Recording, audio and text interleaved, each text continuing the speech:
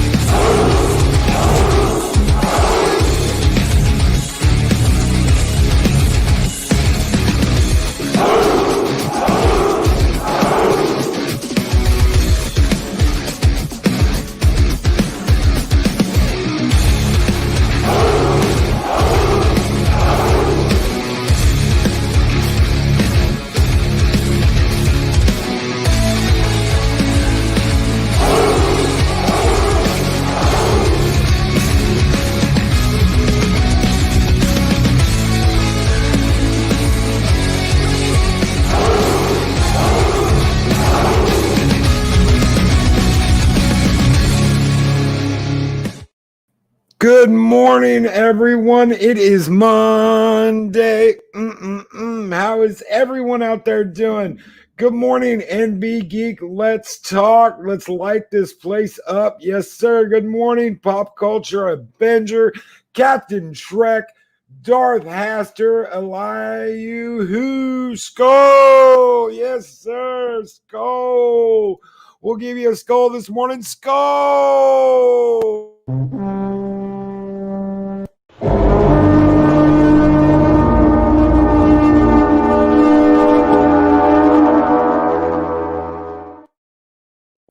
Good morning, Samantha, Joe, and Purple Valkyrie. Yes, the Valkyries are here this morning. Good morning, Latino Slant.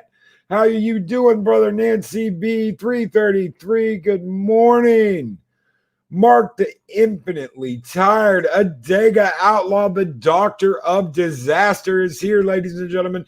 Sit Room, Chris Persia, the Wrench of Wrenches, is here. Good morning, guys. Good morning. How's everybody out there doing this morning? Rambling Canuck, good morning, sir. Darth Haster, Curry, good morning. Good morning to the Loki Army. Matthew Berkland, good morning, sir. Good morning to the Warriors of Midgard and the Warriors of Asgard. How is everyone doing out there? Derek McManus, good morning / good afternoon, everyone. How are you doing, Derek? Eris of Chaos, the Battle Angel, is here. Good morning. Starry-eyed Girl, good morning, Starry. Project Storytime Castle, good morning, everyone. How is everyone doing? It is Monday, and it is a reset for the week. Man, I am so excited. I'm so excited. It's the end of the month. We just got a couple of days left in the month, and we will be in October. And we'll have some October Halloween stuff coming to you guys. We've got a brand new dragon design that is on the cusp of being released. I'm so excited about that. The fire dragon is here, ladies and gentlemen. It's just not quite ready. It's got a couple of finishing touches it's got to go on. And I've got to come up with a really, really good label for the front of it. Got to come up with a really, really good label. I love getting to work on that stuff. I absolutely love getting to work on that stuff. We had a crazy weekend, guys. We had a Loki's Army meetup for the membership on Friday. We had a popcorn movie on Saturday. And we had a meetup in Discord, a bonfire for our Patreon members on Sunday. Oh, it was like bam, bam, bam, all weekend long. Absolute craziness and insanity in Valhalla. Thank you guys so very much. And thank you all for being here. I've got a wonderful guest this morning, and we're going to talk some Star Trek. You know him and you love him. Everybody loves the Master of Karoga, BIRDOPREY5. How are you doing, brother? Hello, world. It's BIRDOPREY5. Kapla. I'm doing well. Good morning, Loki. Thank you for having me. I love that, dude. I love it. Hello world. I love it, Bird. I love it. I said it a few times, and then people started getting upset when I didn't say it. So now I have to say it. Yeah. Yeah. And I'm glad you do, brother. It's like your trademark, your calling card. I guess so. It's weird how that happens. Yeah, it's funny how that happened. When I first started, I said greetings programs, and then I just stopped. I was just like, you know what? Greetings, everyone. It changed. I don't know why it changed, but it just changed. I used to say Kapla world, Kapla all. Then everybody started expecting hello world, which of course came from, if you've ever been a computer programmer, hello world is the first application you build in any language is your hello world program. So that's where it stems from. I remember, man, but when I first started, the first thing I ever programmed, I made like a Jeep on an Apple II. Nice. I was like, how, they were like, okay, build something with the dots, and you had to program each individual dot to show up on the screen. And yeah, it was crazy. Sweet. Crazy. Good Old choice. friend. Yeah. my wheels were square, but they got the idea. I remember we had Apple II GS, so it had color, and they were teaching us how to do it. And yes, it was dot by dot. And then so I did like a rocket ship in space. Okay, fine. I had flames coming out.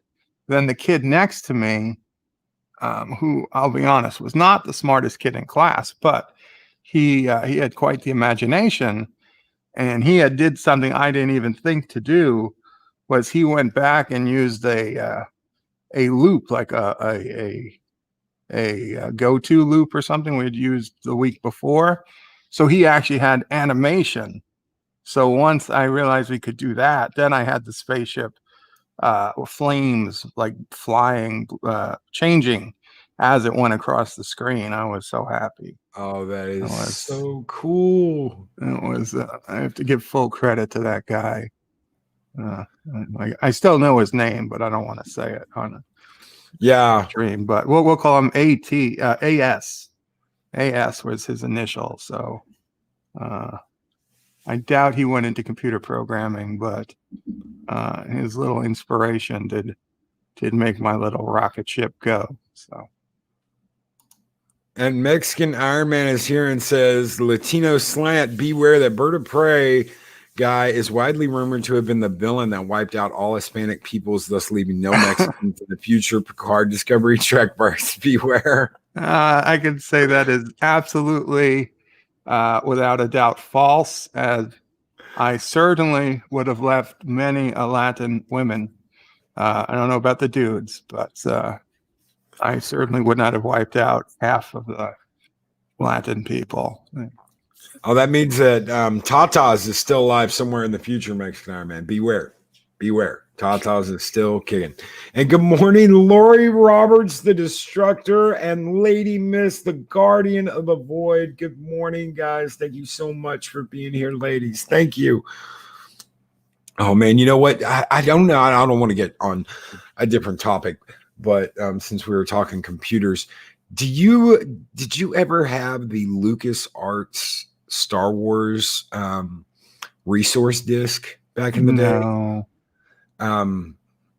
My dad was a professor at a school, and one day they came in after I had helped him do books, and all of their computers had Jawas running across the screen, going "Ooh, TD!"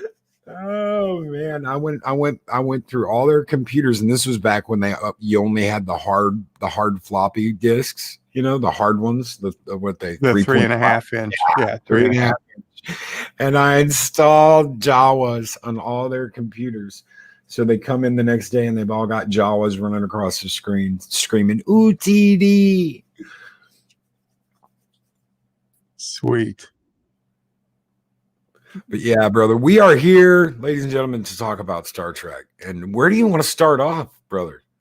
Anywhere. We can start off anywhere. Any of the movies, series, anything. Let's talk some Trek. Let's start with the movies. Let's start with one. Oh man, with the so motion picture. controversial, Bird. You're so controversial. I know. I told you that. It's so controversial. Oh, I'll be honest. One, be prepared, people. One is my least favorite of the original series movie, but it's still a good movie. I'm not going to say it's bad.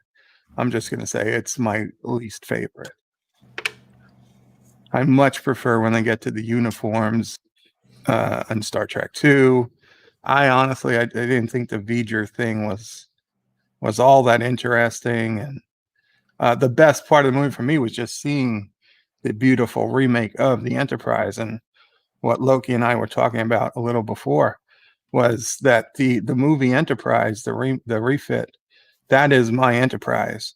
When I think of the Enterprise, that's what comes into mind: the square nacelles, the blue deflector.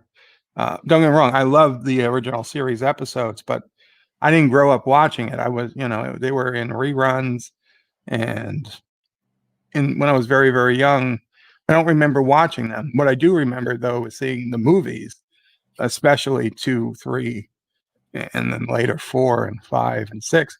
I remember going to see those in the theaters, and that was the Enterprise to me. That was it. So I always have a soft spot for the movie Enterprise. that scene where they're in the pod, him and Scotty are in the pod, and yeah, when they first see it and they show her to you, it's magic. I hate to pollute this with Lower Decks, but in the most recent episode of Lower Decks, there was a scene where there was a worker bee, and I remembered the scene. It was from the original, the motion picture. Yeah. And sure enough, within about 30 seconds, I found the scene and I confirmed, yeah, that was the same ship that they had in the motion picture. And sure enough, they had it in the museum in this most recent Lower Decks episode. So Is that the one with the horn? Yeah, the yellow one with the 2 things sticking out in front. Yeah. Yeah, that was directly from the motion picture, from that scene where they're in the pod, circling the refit as it's in space dock, and as they go by, a couple of these worker bees fly by as they were working on the refit. Oh wow.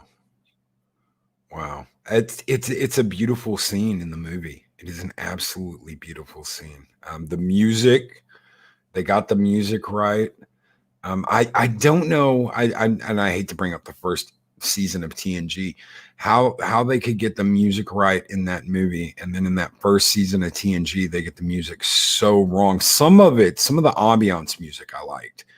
When they're exploring the planet the data comes from, I liked that music. It was kind of creepy, and you didn't know what would happen. But like the synthetic opening, where it's like on a synthesizer, oh, I hated it.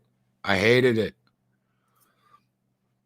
I love the motion picture music, all of it. I loved all the music in that movie, and of course, the scenes with the ship are great. It's just really slow. I think even Josh, Project Storytime. Yeah, I dead named you, Josh. There it is, the slow motion picture. Yeah. I mean, they were showing that ship off because that's what people wanted to see, I suspect. The first time you went to see that movie, I don't think you thought it was slow. You loved it. It was only subsequent viewings where you realized, this is, we don't need to see this every single time. At least that's my impression. Elihu, Loki, the opening was written entirely by Alan Dean Foster. Really? That's crazy.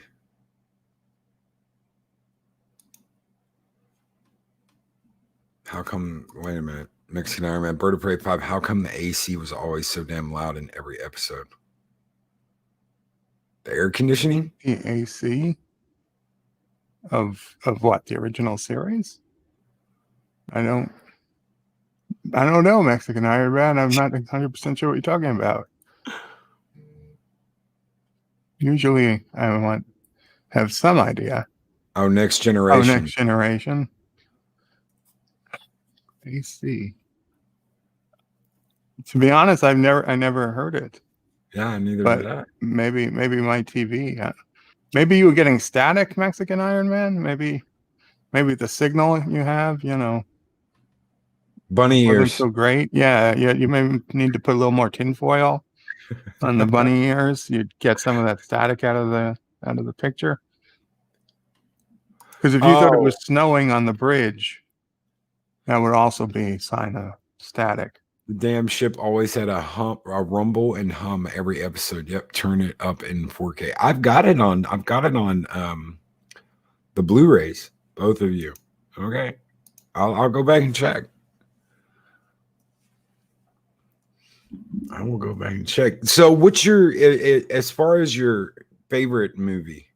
What's your favorite movie? This is always a hard one, but for me, the favorite movie is always Star Trek 4, Voyage Home. In fact, I watched it last night just for the joy of watching it, because every so often I go back to that movie. It has in my opinion, the best of everything. It doesn't have the Enterprise too much, but it has obviously the Klingon bird of prey, which, come on, that is my ship. I suspect that Star Trek 4 is the movie that sold me on the bird of prey. Goes back to my username way back when. And the whales, just how, I mean, everybody, it was a comedic movie. It was a fun movie, even though they were doing this to save Earth. Spock had kind of gone back a little bit to being more logical, more Vulcan. He hadn't opened up again yet.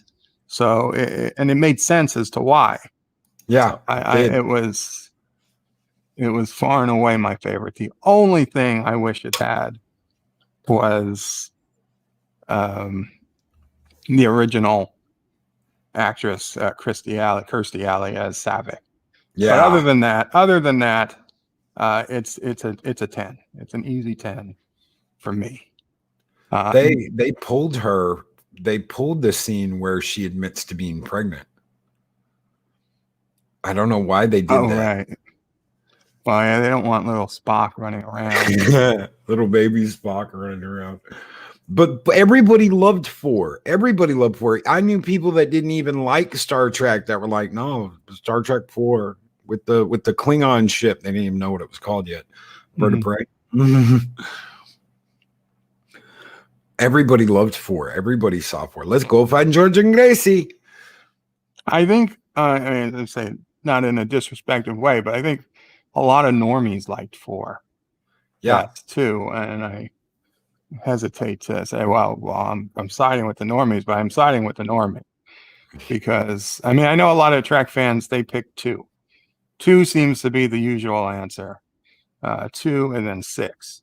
And don't get me wrong, 4, 2, and 6 are definitely all the top 3 for me.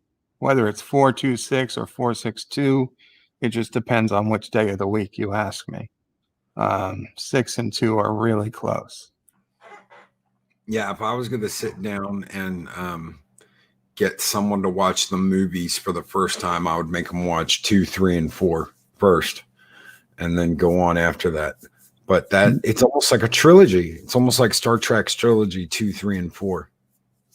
I hate to admit this in front of Mamo Praise in the background, but more than once as a kid, I faked being sick to stay home from school, and I would just lay on the couch in my den and watch all the Trek movies, which was only up to 5 at the time. We had 1 through 5, and I would just all day just lay there watching one after the other, changing the videotape. That's all I wanted to do.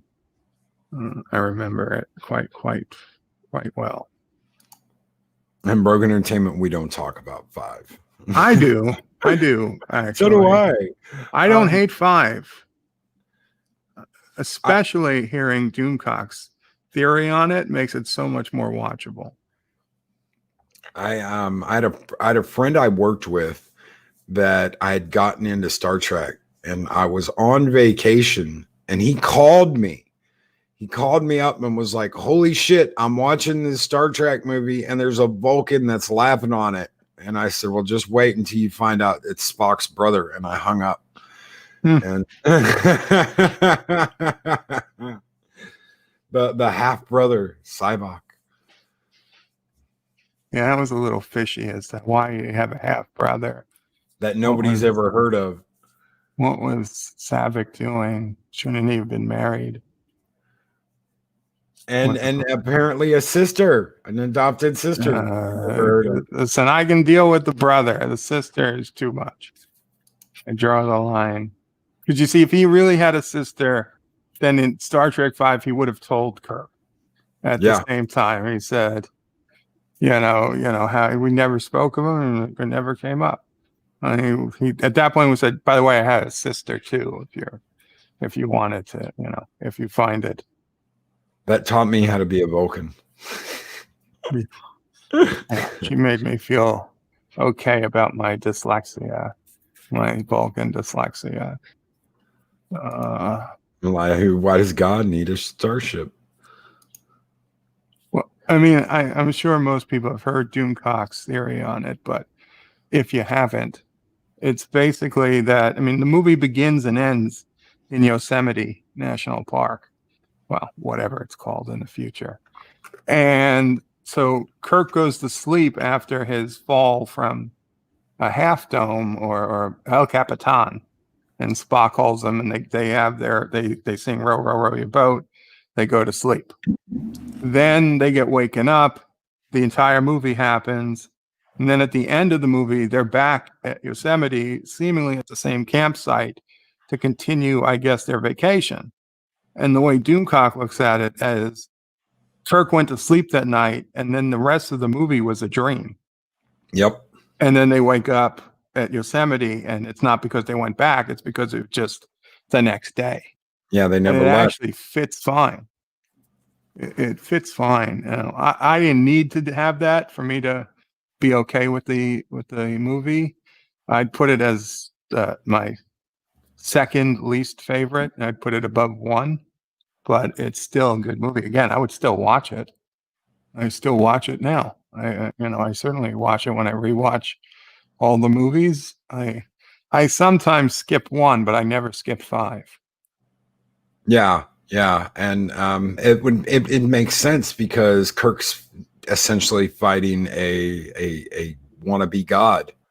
If anybody could take down a wannabe god, it'd be Kirk, right? Right. No, there was a lot of problems with 5. Don't get me wrong. Well, first and foremost, the fact that they can get to the center of the galaxy so fast in like 2 days or whatever it is, that, if they get to the center of the galaxy in 2 days, then they could get to where Voyager was in like another 3 days. Yeah. So that doesn't make any sense, but that happens. And then it would have been faster if Voyager had gone to the Gamma Quadrant and gone through the wormhole. It would have been faster than flying all the way back to the Alpha Quadrant from the Delta. Yeah, I've heard that. Yeah, it would have been like half the time, like 35 years or something, instead of 70. But I've it's debatable. I don't know what I would have chosen as captain, because you go into a wormhole that you're not 100% sure is going to exist, and you are 100% sure there's a aggressive species around it. Yeah. You're going to have to get through the Dominion. Now, I guess if it was me, I'd be like, well, I'd rather get through the Dominion than the Borg. Yeah. Because let's face it, I mean, they should have had no hope against the Borg. No. But what if you go 35 years and the wormhole's gone, or it's closed, it's mined? Maybe Janeway knew. I don't remember offhand if when Voyager got underway, if the wormhole had been sabotaged yet by the Dominion, that it could never be closed. But if it could have been, maybe she knew in the back of her mind, maybe as a captain, she'd been briefed that if anything ever goes south with the Dominion, they're going to collapse the wormhole. So it's perhaps won't even be there. I don't know. There's reasons I can understand her for all the problems with Voyager. Her not heading to the galaxy, to the Gamma Quadrant, isn't one of my mains. Yeah. Her not sleeping with Q to get them home is. They should have taken one for the team. For the team, that's right. I'm sorry. Even if it was Kirk, who was propositioned by Q, I think he would have taken one to get the rest of the crew home. And Project Storytime says, but then we would have missed Janeway and Paris turning into salamanders. Yeah. Well, we don't know what would have happened. I mean, they still did that within the first couple of years, so they would have still presumably done warp 10 testing on the way to the Gamma Quadrant, because maybe most of them would have been still alive if it really took them 35 years to get to the Gamma Quadrant, but it doesn't mean they were, going to be happy. To be honest, go ahead. To be honest, I think what they should have done was just find a planet and integrate into it. I thought it was a fool's errand to try to get home. I think it was an unnecessary risk of the life of everyone on the ship. Yes, by chance they got home, but that's because it's a TV show. So of course they were getting home. But had I really been in that situation, if not before, then most certainly when they found that human colony with the 37s with Amelia Earhart, I would have said, we're staying. We're making I'm making the decision. We're going to live here. We're going to help our fellow humans, and we're going to establish a new federation in the Delta Quadrant. Yeah. And one day the two federations will meet.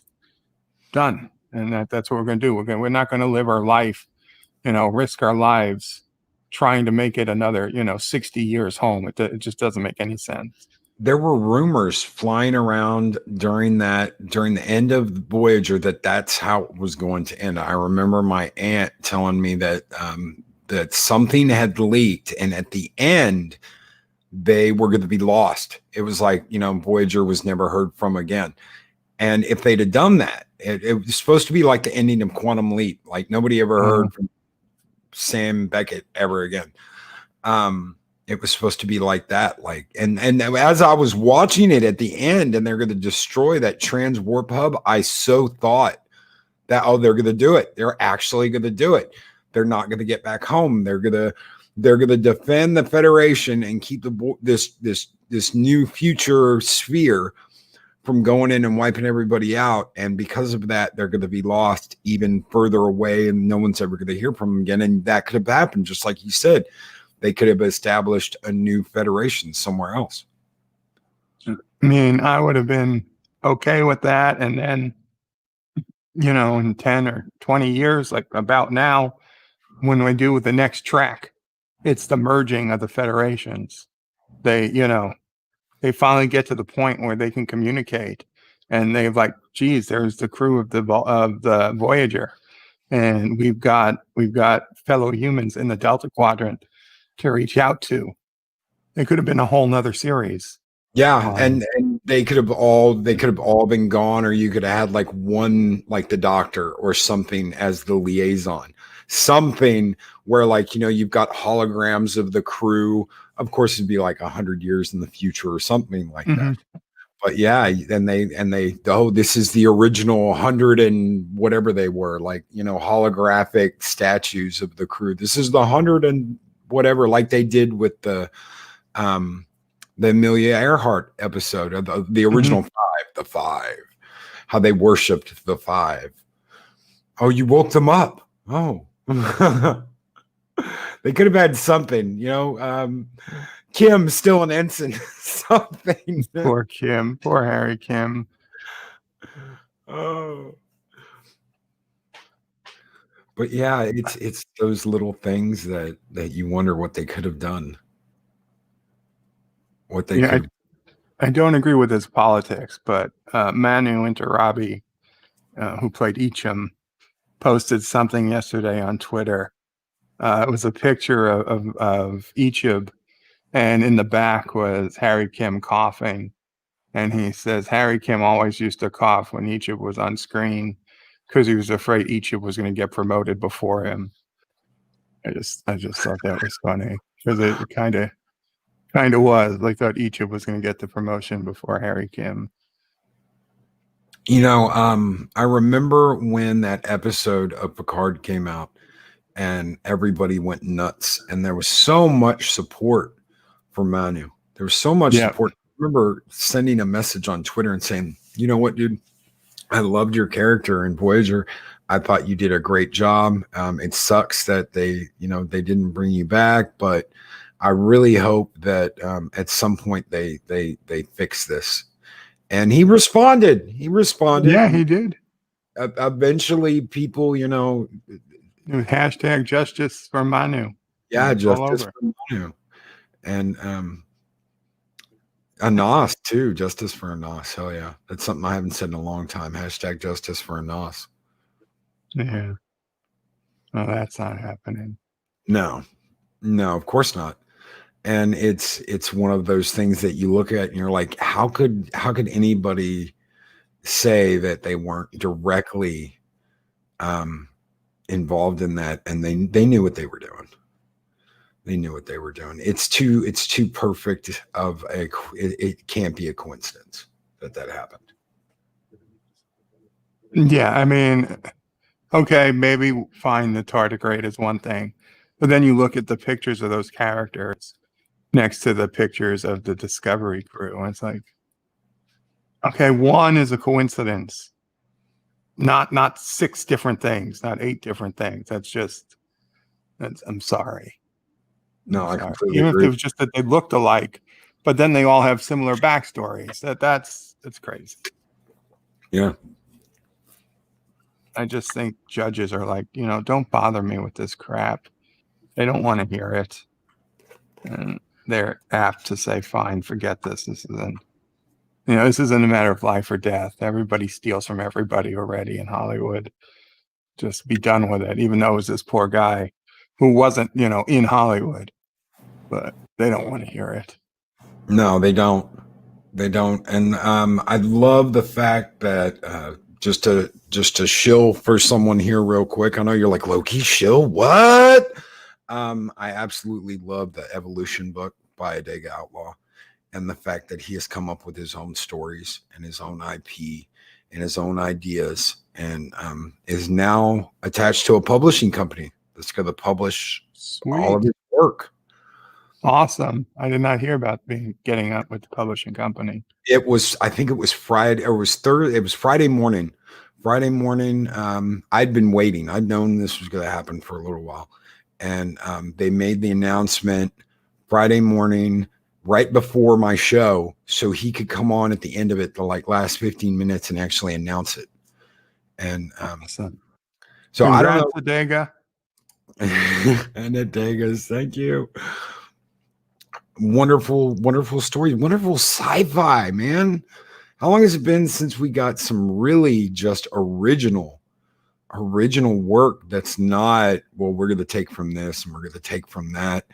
And maybe that's why I just can't get into New Trek. It all seems borrowed. I caught all this stuff when I watched Picard, like I was feeling Firefly, the episode where Picard's on that Romulan colony. I was like, oh my God, it feels so much like Firefly, and all these different IPs I've seen before. And I'm like, well, I'm catching some of this, I'm catching some of that, I'm catching some of Blade Runner. It's so many little things that I was catching from different IPs.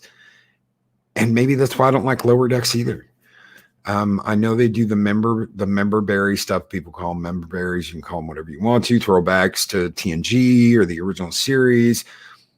But it's like I want it to stand on its own, and I want it to be fresh without having to borrow anything from anything else. The one time I've laughed on, and I did laugh one time, while I was watching Lower Decks was when the Bajoran security officer was like, "By the prophets," and that's connected to DS9. Have you seen the most recent Lower Decks? The one with the horn? Yes, the Horn of Candor. Yeah. Yes. Yeah, I watched it. What did you think of the episode? I didn't like it. I didn't like it. They almost got a little chuckle out of me when they started putting more people above that that soup with the eels in it or whatever. Yeah. But even then, I was just like, these people are idiots.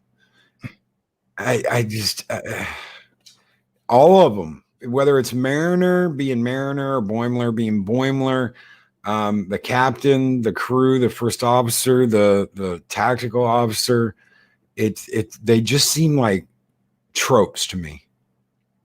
And if you like it and you find it funny, I have absolutely no problem with that. I mean, I was gonna say, I bring it up because that episode, that is the first episode of Lower Decks that I thought was a good episode. You mean you didn't like Badgie? You know what? Badgie was the best part of the episode he was in, but overall, I didn't like the episode. Even though Badgie is what saved the episode from being like a 2. It was like a 5 because of Badgie.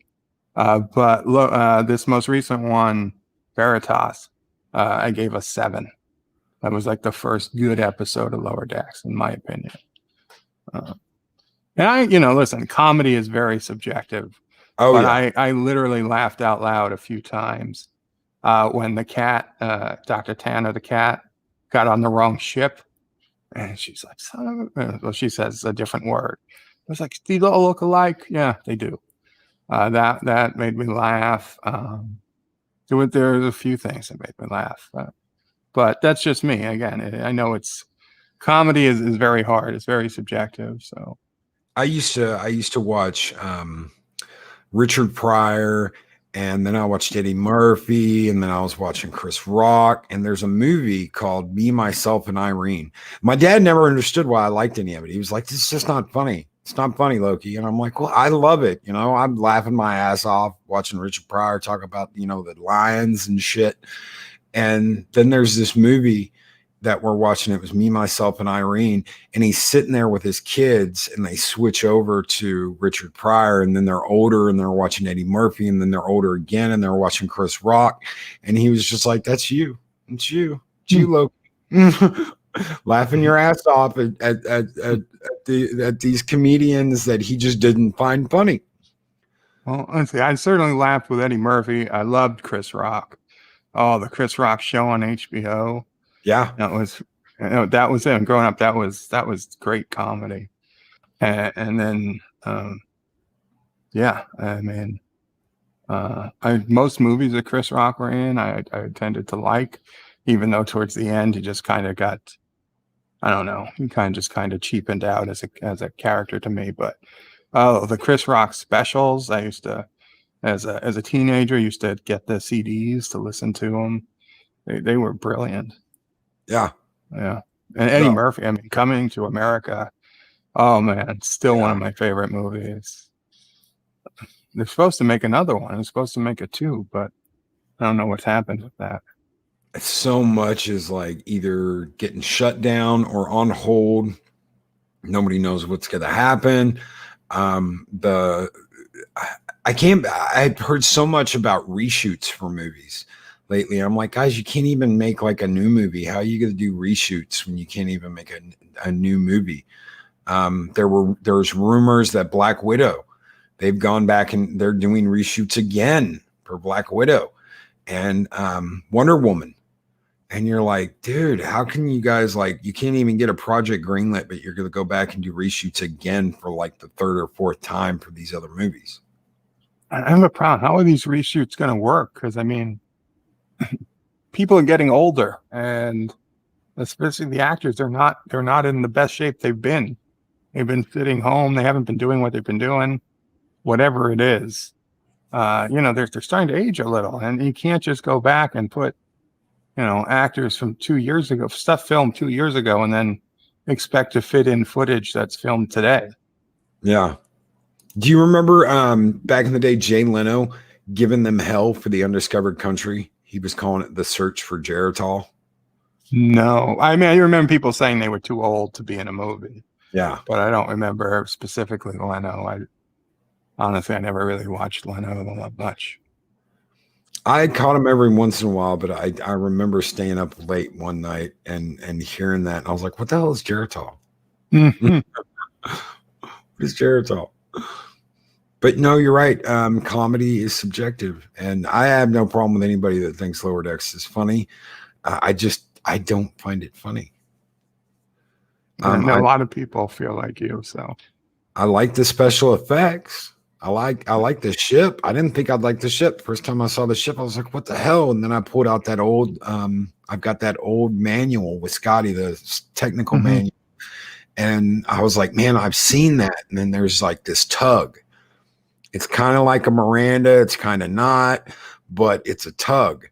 And it looks a lot like the Cerritos, except there's a pylon in the middle that holds like a tanker. And it doesn't have that, but it reminded me of the tug. And I was like, man, they had to have gone back and dipped in the manuals or art something and saw that and been like, there you go. Boom. We'll just get rid of that middle pylon.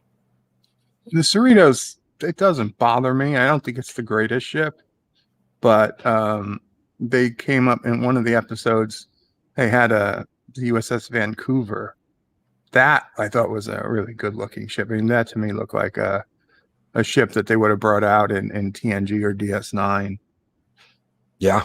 That would have been a better design, personally.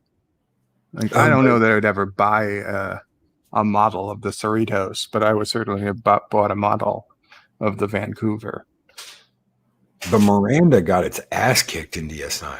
It was like every episode of the Dominion War, you saw at least one or two Mirandas get blown up. Yeah, I guess they send our oldest ships out first, since we got to replace them anyway. Hopefully, they weren't trained crews on board. Oh man, I know they had a lot.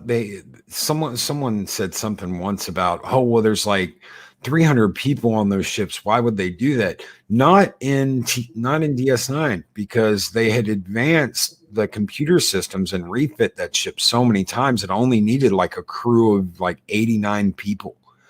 So you're talking 90 people for a picket defense ship. Well, to be honest, I mean, in Star Trek 2, Khan was able to run the ship with what, 14 people? No, I thought they was like 57, wasn't it? There was it 50? Okay, I mean, we only saw the people on the bridge, I guess. Yeah, but there were people in engineering and other parts of the ship. I can't remember how many people. I know he said it's like the 50 of us survived. Right. Yeah. I guess. Yes, they all had to be on the ship. And of course, they lost. A ship. We can go anywhere we want. They lost people. I'm sure there were more genetically enhanced people that tried to take over. That were like, oh, we'll take over, and Khan won't be the leader anymore. Because that's what they did. Yeah, superior genetics, superior ambition. Yeah, Maroon for all time on a dead planet, buried alive. I love it, dude. Nobody did it like him. Ricardo Montalban, the plane, boss, the plane, buried alive. I guess that was my big beef with Into Darkness. I was like, that's not Khan. As much as I like Benedict Cumberbatch as an actor, he's not Khan. Did you see the deep fake video that Shatner was talking about recently? No. A couple of weeks ago, somebody put out a deep fake where they put Shatner's face on Chris Pine and Nimoy's face on Zachary Quinto, and they did, I don't know, a few minutes of scenes from the new movies, but with Shatner and Nimoy. Oh, wow. And to Shatner, there's this whole big thread on Twitter with Shatner saying, didn't really like it. He thought it was insult to the actors on the new track who worked on it. And he was talking about, well, people said, well, but we could, they could use your face. They could keep making Trek movies. And he's like, well, if they do that, they've got to negotiate to use my image. It's not free, and I charge a lot, which is fine. I don't have a problem with it. But when I watched the deep fake, I actually thought it was kind of creepy. It's not perfect. Shatner's face on Pine's body, it's done well, but it's creepy. And Nimoy's face on Quinto, it's like the Nimoy they use is just too old. Like they use Nimoy from the movies or something, and he's just too old of a face to have on Zachary Quinto, who was relatively young. But at the end, we get a bonus scene where they have Ricardo Montalban's face on Into Darkness Con, and that was pretty decent. That I liked. I'm gonna have to find that now. I have a link somewhere. I'll put it in the chat for you, in the private chat. And Wookiee Supremacy says 62 because it was brought up earlier that Montalban was 62 when he filmed that. He was cut for that movie. He was asked if that was his real chest or those were implants, and he was like, "No, that's me. That's me. That's my real chest." He was cut for that movie. He was in very, very, very good shape.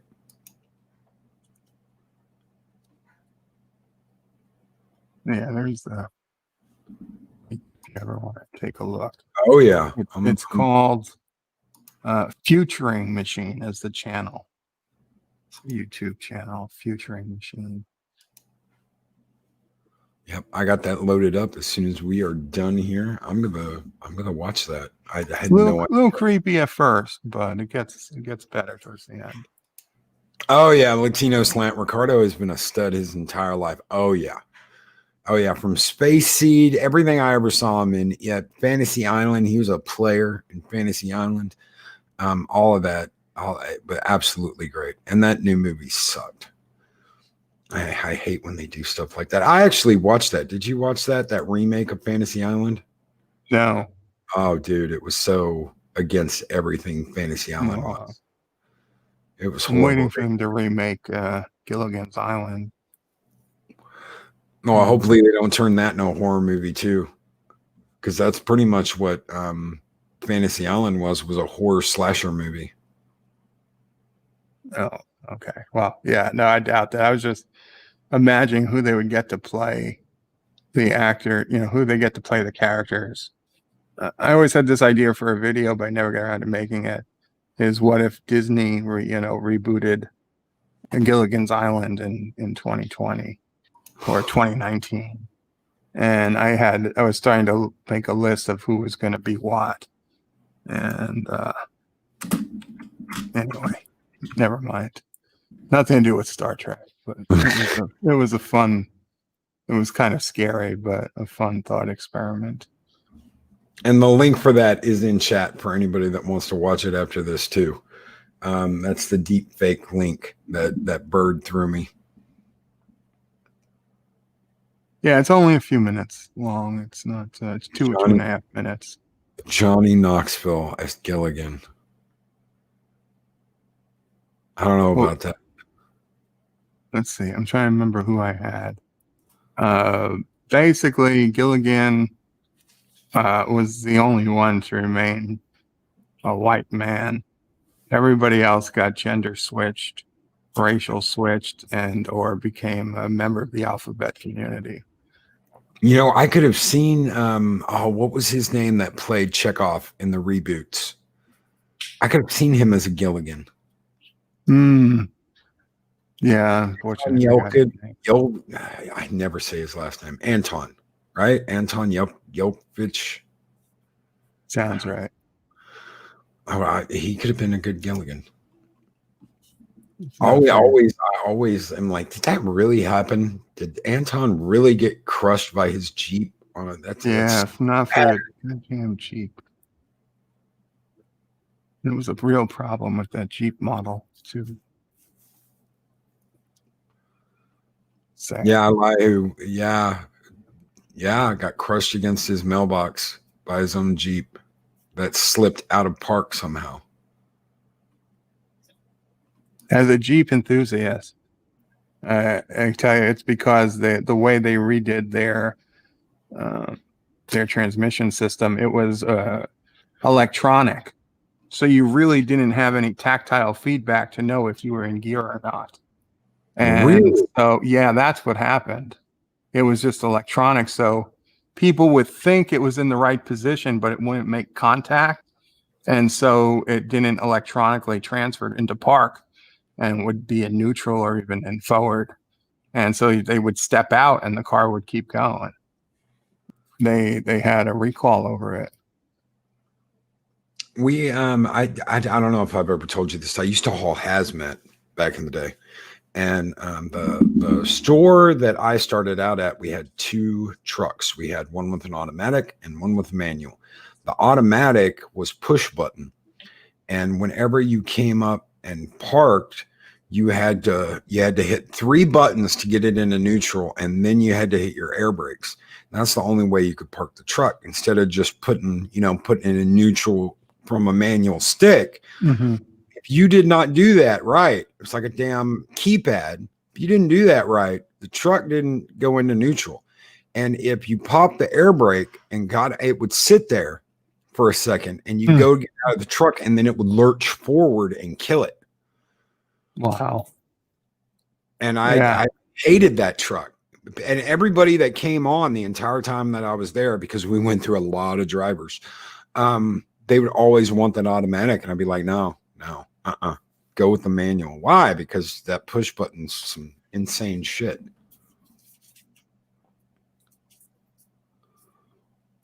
It's scary. I'll be honest. The entire drive-by-wire paradigm that now all cars are drive-by-wire, I hate it. I mean, unfortunately haven't been able to drive since I got sick, but I would hate every car now. If I want to drive a car, I want to be the one turning the wheels. I want a computer, and I don't want a joystick that tells the computer to turn the wheel. I want to turn the wheel. Yeah. I want that control, and because it's going to be too easy to hack these cars and stuff. And I mean, there's going to be a day when, like, I'm not going to know. Did somebody drive off the road by accident? Did they drive off the road because the computer in their car screwed up, or did they drive off the road because somebody hacked their car and drove them off the road? I would never want to drive in one of these new cars. No, and Mark, the infinitely tired, my Kenworths are all push buttons. That's what it was, dude. It was a Kenworth. It was a Kenworth flatbed, because they all had hazmat. It was all bottles. So you had oxygen, acetylene, anything that could blow up and go boom. That truck could probably take out more than a city block if it went up when it was fully loaded. And you just, I hated it too. I can't remember what the manual was. But yeah, the automatic was a Kenworth. And I've got someone banging outside. Mexican Iron Man, he's trying to come in. Mexican Iron Man's trying to get in the studio, so help. And Wookie's Supremacy said, is there anyone better for the skipper than John Goodman? Well, in my remake, the skipper turned out to be a woman of color. Because, of course, shit. Was it the 2020 on? It was it's Leslie, not Leslie. Leslie Jones. Leslie Jones. Yeah, I was just thinking that. That's the first. She was the skipper. That was the first thing of the Chicago Ghostbusters 2016. Exactly. Holy shit! Great minds, Bird. Well, thank you, brother, for being here today. Thank you so very much. Thank you. And guesting, brother. Thank you. This was great. Even though we didn't just focus on Star Trek, we got kind of off of the rails a couple of times. It happens. Thank you, brother, for coming in here and hanging out today. I absolutely love it. I love getting to talk Star Trek. And it's not something I get to do a lot anymore, because I can't review the new shit. I don't even know if I'm going to review season 2 of Picard yet. Season 1 was so bad. I don't know if I can do it. Adega's trying to get me into trouble. So are you saying women are bad drivers? No, because it'll be Gilligan's fault. It wasn't the skipper's fault it was Gilligan's fault. He took the magnet out of the compass. It was a white person of privilege that got him stuck on that island. I could see that. I could totally see that. Did you guys drive in a convoy? Yeah, no. Colin, no. It was always solo. I did daily runs. I didn't do anything long distance. But thank you, Bird. Thank you so much. You're welcome. If you ever, let me know whenever you want to come back. You are always more than welcome to come back. I would love to talk more Trek, brother. Sweet. Thank you. You have a great one, bro.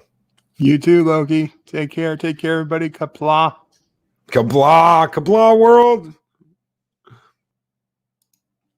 All right, guys. Thank you so very much for hanging out with us this morning and talking great Trek and even some not so great Trek. We will be back tomorrow morning. Mexican Iron Man will be here tomorrow morning, and he is going to show off his new taco truck for Taco Tuesday. So, guys, don't miss that. And he will be back on Tuesday night with special guest Brown Lantern and Adega, the Lantern of Hope. So Adega, the Lantern of Hope, and BIRDOPREY5. Tacos!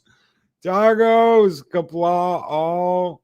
Kapla, Bird. Yes, Kapla. Kapla, Bird. I love getting to say that. Kapla. I love that in TNG. I love the fact that we had such a good story and Worf and Mr. Wolf. Kapla. Back when Picard was Picard, not John Luck Pickard. Not Ryan Johnson. Great job as usual. Bird carried the show. Not Ryan Johnson. He did. He really carried the show. He absolutely did. But I had a great morning and a great time talking to Bird. Everyone, take care. Have a wonderful, wonderful beginning to your week. I do not have a outro for you guys this morning, so I'm going to throw you some Kratos. I've got people that have signed up, new members of the Patreon. So I have got to redo the outro, and I'm probably going to have to cut it some way and do two. So everyone have a wonderful morning. Take care, and we will see you guys tomorrow. These videos are tremendous. Like, comment, and subscribe, and hammer that notification bell.